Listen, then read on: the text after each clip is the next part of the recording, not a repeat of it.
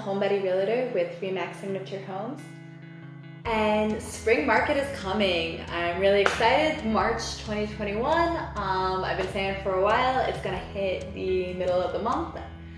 For those of you who are looking for a quick overview, basically spring market's here. That's awesome. It's going to be a strong spring market. It's going to last into the middle to end of the fall, and it's going to be a seller's market all year. For those of you who really want to understand how we got here and the predictions a little further, I will break it down. So not only are we hitting our year anniversary of COVID, but we're also hitting our year anniversary, or we just passed a year of mortgage rates hitting a record low. What did this cause? This essentially made people who were renting, who in the past could not afford a house, now realize, hey, the interest rates are half of what they used to be. Home ownership is an option for me. And they became prospective buyers. At the same time, we were in a pandemic. So you had people who were selling their homes. Some people were afraid, so not as many houses were hitting the market. So you had this supply and demand issue, really it being that the demand was so much higher than the supply because your customer base, your potential customers increased exponentially, and your supply, which really didn't dwindle all that much, was there. But considering everything that is happening, all the people who are passing away, not only from COVID, but because of not getting the proper treatment they might have gotten otherwise, if they felt more comfortable seeing their doctors, and other things that are happening in our world right now, there should be more inventory than ever, and there's not. So that's as an entire nation. And then when we get into Bergen County, we have not only a surplus of buyers, but we have these additional buyers from the city, which really is making it a competitive seller's market right now. Let's look at the numbers. So we say March, the middle of March, this hit, and things really slowed down because even though the interest rates were lower, people were scared. People were like showering with their groceries back in the middle and end of March of last year. It was a tough time. Not only were entire industry shut down, we didn't know when they were going to open up. We had no idea what the path forward would look like. Now it's a year later. We really know, which professions were kind of protected, which professions unfortunately were hit and really, don't have the ability to go purchase right now. We also understand the virus a little better, and we are getting vaccinated. A lot of people already have it, so if you're a seller and you were really afraid of letting someone, potential buyers in to look at your house, and then you went to the grocery store and you got COVID, you feel a little bit more comfortable because you've already had it. Not that you can't get it again, but it's a different mindset, where we're not nearly as paranoid as we used to be. We also have different technologies that we're implementing to help, combat some of that fear. So now we're going into spring market and looking at the trends. At the end of September, I was telling all my clients, look, list your house the end of October, beginning of November. Why? Because the buyers are still out there, but there's going to be less inventory, which is really going to make your house stand out because of the whole concept of supply and demand. So those numbers, were right on point. October, we had over 1,000 listings. It was 1,123, I think. In November, we had a really strong start, and then there was a drop off, totally expected because of Thanksgiving, but there was 680 new houses. Then we get into December, and we knew it was going to happen. You have multiple holy days, across multiple religions. There was only 452 new listings in December. So taking a quick look at it, you went from over 1,000 to under 700 to under 500. You know, we expected it, but that makes a difference.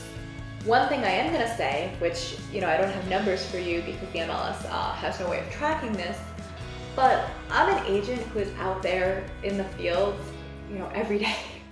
I'm showing clients houses, and I know when there are less buyers looking, because the same houses that, you know, back in September and October had lines around the block to get into those open houses. I'm walking into these open houses, not only are there no lines, but there's nobody there except the listing agent, you know. So that was a great time. Kind of as a buyer, you had less options, but you had less competition. Then we get into January. And January is always a tough year because all the buyers come out of holiday hibernation and they're ready to buy and they want to buy now, and there is no inventory. Why is there no inventory? You know, people are recovering from the holidays, it's cold, it's snowing, you know. It's never a great month for inventory. This year was worse than past years. And we expected this because December came, and I would say about January 15th was the fallout, the 2 weeks, you know, afterwards that you see the COVID rate rises, people got scared, and we've had a rough winter so far. So January this year compared to last year, we had 25% less new listings, and as a whole, we had less than half of the listing or the selection that we had back in 2020. So in January of 2020, there were 2,503 houses on the market. Of those, 854 were new, okay? Now remember, 2019, and we're in Bergen County, 2019 was an awful year for luxury. Luxury could not, selling something that was over, 1.2, 1.5 back then was not easy because of the SALT taxes. But now we're in January 2021, and all that inventory, we marched through it. The stuff that's really sitting is stuff that's overpriced. Something's wrong with it. The sellers are ridiculous and really don't want to sell. Things like that. And we're waiting for our new inventory, and we get 637 houses. And that sounds like a lot, but not when you think of how many towns and are in Bergen County. We have 70 towns, and we have a lot of buyers going after those houses. So February comes along. February was still a really tough month. The vaccines had more delays than expected. We knew it wasn't going to be a great, it wasn't going to be a perfect rollout, but we also had a lot of snow. And that impacted showings, that impacted getting work done on your house to prep your home for sale. So I know I have clients who are like, I want to wait till the spring market, I want to wait till it's nicer weather. Every agent I talk to has, listings in the wings, really waiting for the spring market. And I'm saying it's going to be the middle of March, the Ides of March. We're going to start seeing that inventory hit. We're going to see options open up. For buyers, that is awesome. This is great news. You should be excited. You should be as excited as I am. Why? Because that means you still have the same number of buyers. You have the same number of people out there looking, but there is going to be more for you guys to grab. So if you're coming in with competitive offers, you're going to have a significantly better chance because two reasons. One, people aren't going to bid on something just to bid on it.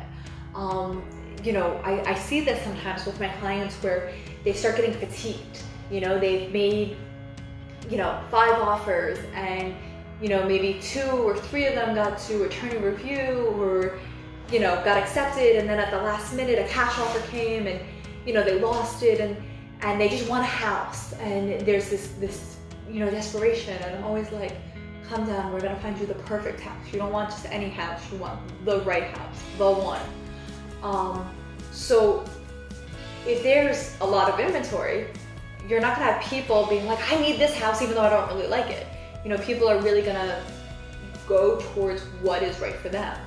Additionally, because you don't have everybody bidding on one house, it's separated over, you know, 5, and I'm just using those numbers as examples, the bidding wars aren't going to be as intense as they had been because of the additional inventory.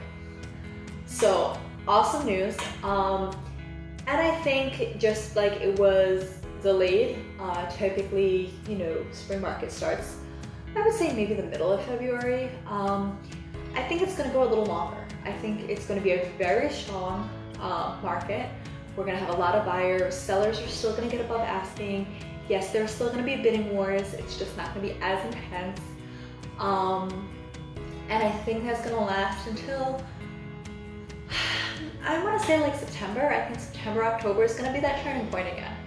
So great news. We have, you know, we're talking March, we go to September, October. That gives us 6-7 months to really find something that is right for us and do it, you know, within a budget that is appropriate and, you know, realistic without, you know,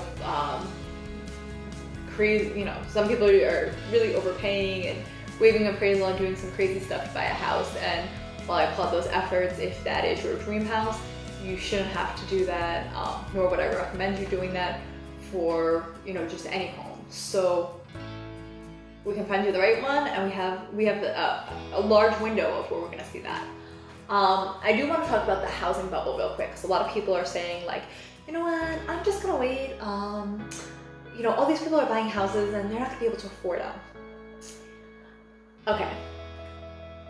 I don't think we're gonna have the same housing crash that we did before. Why? Because, like we said before, the prices before were being inflated, and the mortgages were crazy, and they were giving mortgages to anybody, and they weren't always fixed, and people couldn't make the payments. Now the payments are half of what they were before, so they're more affordable. So it's actually easier, you know, for people to buy these homes. There are people who are going to lose their house. It's going to happen. There are people who were going to lose their house before COVID, and, you know, because of executive orders, they have not been evicted.